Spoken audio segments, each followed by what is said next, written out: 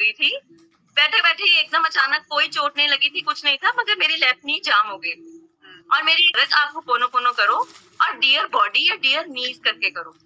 और मैंने उसको एकदम मंत्र के साथ पकड़ लिया था। और मैं आपको सच बोलती हूँ कि मैं 3 महीने से ऑलमोस्ट इतनी ज्यादा परेशान थी जितना कोई बुढ़ापे में भी नहीं होता होगा शायद। और वो मैंने 1 हफ्ता, जिसे कहते हैं ना एवरी वेकिंग मोमेंट, जब मुझे याद आ रहा है, या क्योंकि वो इतनी परेशान थी, मुझसे चलना भी नहीं जा रहा था। मैं एक बार सुबह किचन में चली जाऊँ तो मेरी मर्जी होती थी कि 1 घंटे में सारा काम कर लूं, दोबारा बेडरूम से किचन तक आऊंगी कैसे। अपने घर में ही मुझे इतना बड़ा घर लगने लग गया था उस टाइम पे, क्योंकि एक रूम से दूसरे रूम जाना नहीं हो पा रहा था। मतलब इतनी प्रॉब्लम थी, मेरे को वॉशरूम नहीं जाया जा रहा था।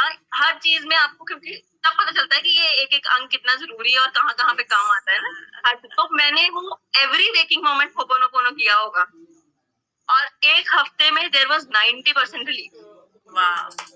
जो पिछले 2.5 महीने में मुझे दवाइयां खा के और बाकी कुछ करके नहीं हो रहा था, वो क्योंकि एक तो ना बहुत आपको धीरे धीरे फील होने लगता है। एक आपकी हेल्थ खराब होती है और जब आपका हेल्थ कोई फिजिकल एस्पेक्ट परेशान है ना, एक पॉइंट के बाद मेंटल भी होने लग जाता है। 110 ऑलमोस्ट डिप्रेशन में आने जैसी हो गई थी कि अभी मेरी उम्र क्या है जो मेरी घुटने चलने बंद हो गए हैं। मुझे अपने बच्चे को स्कूल के बस स्टॉप से लेने जाना इतना बड़ा काम लगता है कि मुझे ये 15-16 सीढ़ियां उतरनी कैसे। और वो क्योंकि इतनी अंदर से डीपली वो मेरे को इफेक्ट कर रहा था, मेरी होपोनोपोनो में डबल असर आया कि ट्रिपल आया, मुझे नहीं मालूम। मगर वो 1 वीक 10 डेज में it work like magic for me.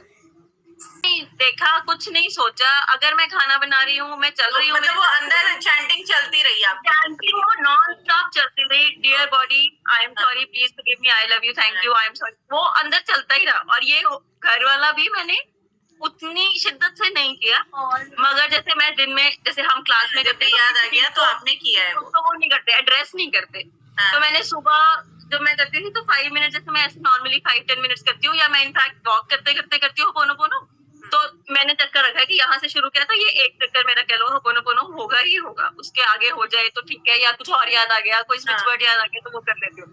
तो मैंने उसमें एक अपना राउंड डियर होम करके होपोनोपोनो करना भी शुरू कर दिया था।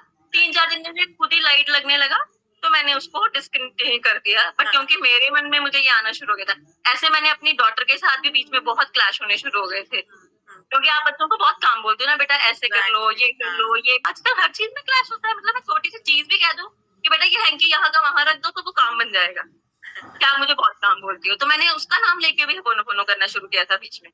डियर मनी करके भी, अगर आपको लगता है कि ब्लॉकेजेस हैं तो डियर मनी। अच्छा, अभी मेरे को आपको याद है प्रतिमा दीदी, मैं जब शुरू में होपोनोपोनो करती थी तो मेरी आंखों में से पानी आता था और अपने आप से इनवॉलेंटरली आता था। तो अभी मुझे उस दिन कोई बता रहा था कि जब भी आप कोई ऐसा वाला वो करते हो तो 2 चीजें, एक आपकी आंखों में से पानी आना और एक आपको जब बहुत यॉर्निंग होती है तो इट इज लाइक अगर आपके अंदर कोई भी ब्लॉकेज है तो इट इज गेटिंग रिमूव्ड। मुझे किसी ने ये बोला कि ये this is one of the physical markers कि अगर आपको ब्लॉकेजेस अंदर से रिमूव हो रहा है तो आपको यॉर्न्स आएंगी बहुत ज्यादा, and it is a good sign, इसका मतलब वो ब्लॉकेज रिमूव हो रहा है।